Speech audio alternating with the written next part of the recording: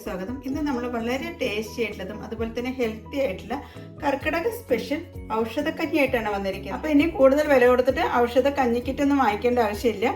വീട്ടിലുള്ള ചേരുവ വെച്ച് തന്നെ നമുക്ക് ഈ ഒരു ഔഷധക്കഞ്ഞി തയ്യാറാക്കാവുന്നതാണ്. ഈ ഒരു കർക്കിടക മാസത്തിലാണ് നമ്മൾ ആരോഗ്യപരമായിട്ടുള്ള കാര്യങ്ങൾക്കൊക്കെ വേണ്ടിയിട്ട് ചെലവഴിക്കുന്നത്. കർക്കിടക കഞ്ഞിയുടെ കൂടെ നമുക്ക് പത്തില തോരനും കൂടി കഴിക്കുന്നത് നല്ലൊരു കോമ്പിനേഷനാണ്. അപ്പം നിങ്ങൾ ഇതുവരെ ഈ ഒരു രീതിയിൽ ട്രൈ ചെയ്തിട്ടില്ലെങ്കിൽ ഇതൊന്ന് ട്രൈ ചെയ്ത ശേഷം ഫീഡ്ബാക്ക് തരാൻ മറക്കരുത്. കൂടാതെ നിങ്ങൾ എൻ്റെ ചാനൽ ഇതുവരെ സബ്സ്ക്രൈബ് ചെയ്യാതെയാണ് കാണുന്നെങ്കിൽ സബ്സ്ക്രൈബ് ചെയ്യാനും ഈ വീഡിയോ ഇഷ്ടപ്പെടുകയാണെങ്കിൽ ലൈക്ക് ചെയ്യാനും കമൻറ്റ് ചെയ്യാനും അതുപോലെ ഫാമിലിക്കും ഫ്രണ്ട്സിനും ഒന്ന് ഷെയർ ചെയ്യാനും മറക്കരുത്. Thank you. സ്പെഷ്യലായിട്ട് നമ്മൾ ഔഷധക്കഞ്ഞിയാണ് തയ്യാറാക്കുന്നത്. അപ്പോൾ അതിനു വേണ്ടി എടുക്കുന്നത് റെഡ് റൈസ് അഥവാ നവരേരിയാണ്. അപ്പോൾ ധാരാളം ഔഷധ ഗുണങ്ങൾ അടങ്ങിയിട്ടുള്ളതാണ് നവരേരിയിൽ. പ്രത്യേകിച്ച് രോഗപ്രതിരോധ ശേഷിയെ വർദ്ധിപ്പിക്കുന്നതിനും അതുപോലെ തന്നെ ജോയിൻറ്റ് പെയിന് മസിൽ പെയിനൊക്കെ കുറയ്ക്കുന്നതിനൊക്കെ ഹെൽപ്പ് ചെയ്യുന്നതാണ്. അതിനുവേണ്ടി ആദ്യം എടുക്കുന്നത് നവര റൈസ് ആണ്. ഞാനിപ്പോൾ നവരേരി 1/2 കപ്പാണ് എടുത്തിരിക്കുന്നത്. നവരേരിക്ക് നല്ല വേവുള്ളതാണ്, അതുകൊണ്ട് തന്നെ കുതിർത്ത് വെച്ചിട്ട് വേണം നമുക്കൊന്ന് വേവിച്ചെടുക്കാൻ. പിന്നെ നമ്മൾ എടുത്തിരിക്കുന്നത് ഉലുവയാണ്. ഇത് ഞാൻ 1/4 കപ്പാണ് എടുക്കുന്നത്. പിന്നെ നമ്മൾ എടുത്തിരിക്കുന്നത് ചെറുപയറാണ്. ഇത് ഞാൻ 1/4 കപ്പാണ് എടുത്തിരിക്കുന്നത്. നമ്മൾ ഇതിലേക്ക് ചേർക്കുന്നത് വൻപയറാണ്. ഇത് 2 ടേബിൾ സ്പൂൺ ആണ് എടുത്തിരിക്കുന്നത്. പിന്നെ എടുത്തിരിക്കുന്നത് മസൂർ ദാലാണ്. ഇത് നമ്മൾ എടുത്തിരിക്കുന്നത് 2 ടേബിൾ സ്പൂൺ ആണ്. പിന്നെ എടുത്തിരിക്കുന്നത് ഉഴുന്നാണ്. തൊലിയോട് കൂടിയിട്ടുള്ള കറുത്ത ഉഴുന്നാണ് എടുത്തിരിക്കുന്നത്. ഈ തൊലിയോട് കൂടിയിട്ടുള്ള ഉഴുന്നിന് കുറച്ചും കൂടി ഔഷധ ഗുണങ്ങളൊക്കെ കൂടുതലാണ്. അപ്പോൾ നിങ്ങളുടെ കയ്യിൽ ഈ ഒരു രീതിയിലുള്ള ഉഴുന്നില്ലെങ്കിൽ തൊലി കളഞ്ഞിട്ടുള്ള ഉഴുന്ന് എടുത്താലും മതി. ഇത് നമ്മൾ എടുത്തിരിക്കുന്നത് 2 ടേബിൾ സ്പൂൺ ആണ്. പിന്നെ എടുത്തിരിക്കുന്നത് മുതിരയാണ്, അതായത് ഹോഴ്സ് ഗ്രാം. ഇത് നമ്മൾ 2 ടേബിൾ സ്പൂൺ ആണ് എടുത്തിരിക്കുന്നത്.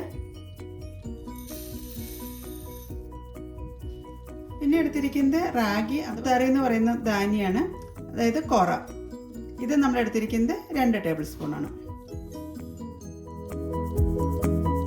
അങ്ങനെ നമ്മൾ ഇത്രയും ധാന്യങ്ങൾ വെച്ചിട്ടാണ് ഔഷധക്കഞ്ഞി അഥവാ കർക്കിടകക്കഞ്ഞി തയ്യാറാക്കുന്നത്. അപ്പോൾ ഇതിലിപ്പോൾ ഏതെങ്കിലും ധാന്യം നിങ്ങളുടെ കയ്യിൽ ഇല്ലെങ്കിൽ അത് ചേർക്കേണ്ട ആവശ്യമില്ല. ഉള്ളത് വെച്ചിട്ട് നമുക്ക് തയ്യാറാക്കാവുന്നതാണ്. ഇനി നമുക്ക് ഈ ധാന്യങ്ങളെല്ലാം നന്നായി ഒന്ന് കഴുകിയെടുക്കണം.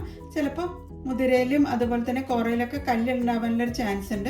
അതുകൊണ്ട് തന്നെ കഴുകിയ ശേഷം ഒന്ന് അരിച്ചെടുക്കുന്നത് വളരെ നല്ലതാണ്. മിനിമം ഒരു 4 മണിക്കൂറെങ്കിലും സോക്ക് ചെയ്ത് വെക്കണം. ഞാനിവിടെ ഇപ്പോൾ ഓവർനൈറ്റ് ആണ് സോക്ക് ചെയ്ത് വെക്കുന്നത്. അപ്പോൾ കഴുകി എടുക്കുന്നതിന് വേണ്ടിയിട്ട് നമുക്കിതൊരു പാത്രത്തിലേക്ക് ചേർക്കാം.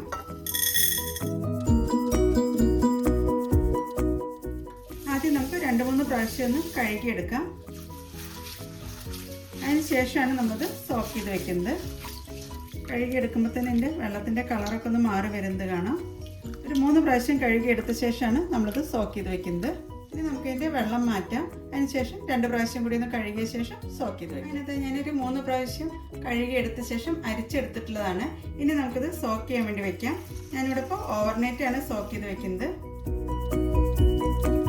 സോക്ക് ചെയ്യുമ്പോൾ ഒന്നും കൂടി ഒന്ന് വേർത്ത് വരുന്നതാണ്. അതുകൊണ്ട് തന്നെ അതിൻ്റെ മുകളിലേക്ക് വെള്ളം നിൽക്കുന്ന രീതിയിലേക്ക് വേണം വെള്ളം ഒഴിച്ച് വെക്കാൻ. ഇപ്പം നമുക്കിതൊരു 4 മണിക്കൂറെങ്കിലും സോക്ക് ചെയ്ത് വെക്കണം. ഞാനിവിടെ ഇപ്പോൾ ഓവർനൈറ്റ് ആണ് സോക്ക് ചെയ്ത് വെക്കുന്നത്. ഇനി നമുക്ക് രാവിലെയാണ് ഈ കർക്കിടകക്കഞ്ഞി തയ്യാറാക്കുന്നത്. അതിനുള്ള നമ്മൾ ഓവർനൈറ്റ് സോക്ക് ചെയ്ത് വെച്ചിട്ടുള്ള അരിയും അതുപോലെ തന്നെ പയറുവർഗ്ഗങ്ങളുമാണ്. അങ്ങനത്തെ നമ്മുടെ പയറുവർഗ്ഗങ്ങളും എല്ലാം നന്നായി സോക്കായി വന്നിട്ടുണ്ട്. നവരയരിക്ക് നല്ല വേവുള്ളതാണ്. അപ്പോൾ സോക്ക് ചെയ്ത ശേഷം മാത്രമേ നവരയരി കുക്ക് ചെയ്യാൻ പാടുള്ളൂ.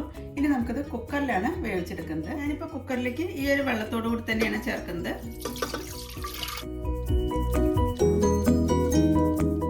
നമ്മൾ കുതിർത്ത് വെച്ചത് 2 കപ്പ് വെള്ളത്തിലാണ്. അതിൻ്റെ കൂടെ ഒരു 2 കപ്പ് വെള്ളം കൂടി ഇതിലേക്ക് ചേർക്കുന്നുണ്ട്. അങ്ങനെ മൊത്തം 4 കപ്പ് വെള്ളത്തിലാണ് നമ്മൾ ഈ ഒരു കർക്കിടകക്കഞ്ഞി തയ്യാറാക്കുന്നത്. ഇനി ഇതിലേക്ക് 1 ടീസ്പൂൺ ജീരകം ചേർക്കുന്നുണ്ട്, അതായത് ക്യുമിൻ സീഡ്. പിന്നെ ഇതിലേക്ക് ചേർക്കുന്നത് 1 ടീസ്പൂൺ കറുത്ത എള്ളാണ്. നന്നായി കഴുകിയ ശേഷം അരിച്ചെടുത്തിട്ടുള്ളതാണ് ഇതിലേക്ക് ചേർത്തിരിക്കുന്നത്. ഇനി നമ്മൾ ഇതിലേക്ക് ചേർക്കുന്നത് ഒരു 4-5 കൊച്ചുള്ളി അരിഞ്ഞതാണ്. പിന്നെ ചേർക്കുന്നത് 1/2 ടീസ്പൂൺ പിങ്ക് സോൾട്ട് ആണ്, അതായത് ഹിമാലയൻ സോൾട്ട്. നിങ്ങളുടെ കയ്യിൽ ഹിമാലയൻ സോൾട്ട് ഇല്ലെങ്കിൽ സാധാ ഉപ്പ് ചേർത്താലും മതി. ആദ്യം നമുക്കതെല്ലാം കൂടി ഒന്ന് മിക്സ് ചെയ്തെടുക്കാം. നമ്മളിത് മീഡിയം ടു ലോ ഫ്ലെയിമിലാണ് വേവിച്ചെടുക്കുന്നത്. ഒരു 4 വിസിൽ വരുന്നവരെയാണ് വേവിച്ചെടുക്കേണ്ടത്. അപ്പോൾ നമുക്ക് വേവുന്നവരെ ഒന്ന് വെയിറ്റ് ചെയ്യാം. അതിനത് 4 വിസിലൊക്കെ വന്ന ശേഷം ഒരു അരമണിക്കൂർ നേരം കഴിഞ്ഞിട്ടുണ്ട്. നമുക്ക് കുക്കറൊന്ന് തുറന്ന് നോക്കാം.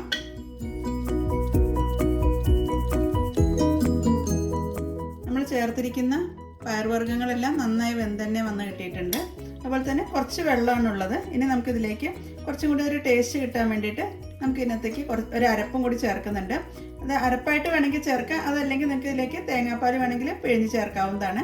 അപ്പോൾ ഉലുവയുടെ ഒരു കയ്പും എല്ലാം ഒന്ന് ബാലൻസ് ചെയ്യാൻ വേണ്ടി പറ്റുന്നതാണ്. അപ്പോൾ നമുക്ക് ഇതിലേക്ക് വേണ്ടിയിട്ടുള്ള തേങ്ങ അരപ്പൊന്ന് തയ്യാറാക്കിയെടുക്കാം. അങ്ങനെ തേങ്ങാ പീസൊക്കെ മിക്സിയുടെ ചെറിയ ജാറിലേക്ക് ചേർത്തിട്ടുണ്ട്.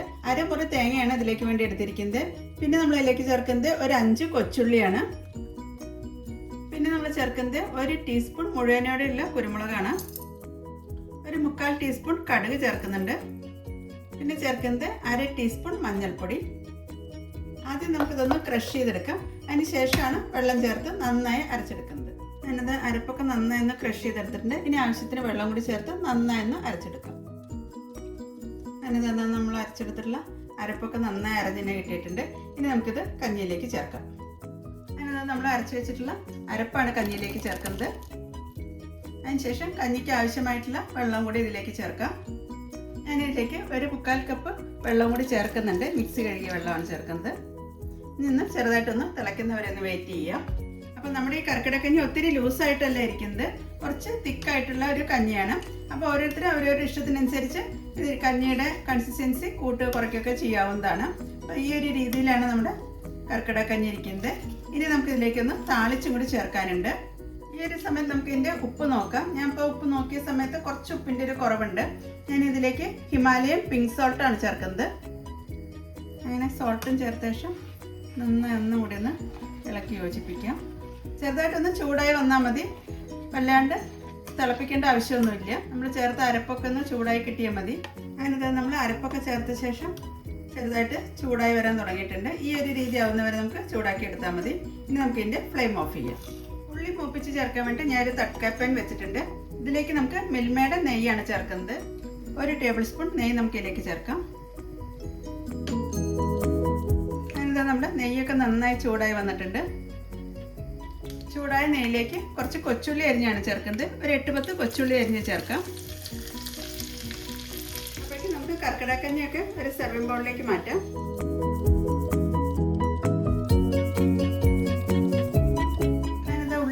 ഗോൾഡൻ കളറായി വന്നിട്ടുണ്ട്. ഈ ഒരു രീതി ആവുന്നവരെ മൂപ്പിച്ചെടുത്താൽ മതി. ഇനി നമുക്ക് ഇതിൻ്റെ ഫ്ലെയിം ഓഫ് ചെയ്യാം.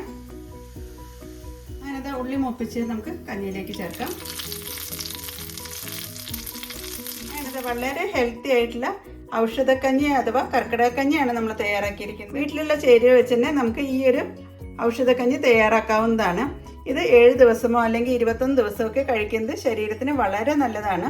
ഷുഗറുകാർക്കും കൊളസ്ട്രോളുകാർക്കും എല്ലാം കഴിക്കാൻ പറ്റിയതാണ്.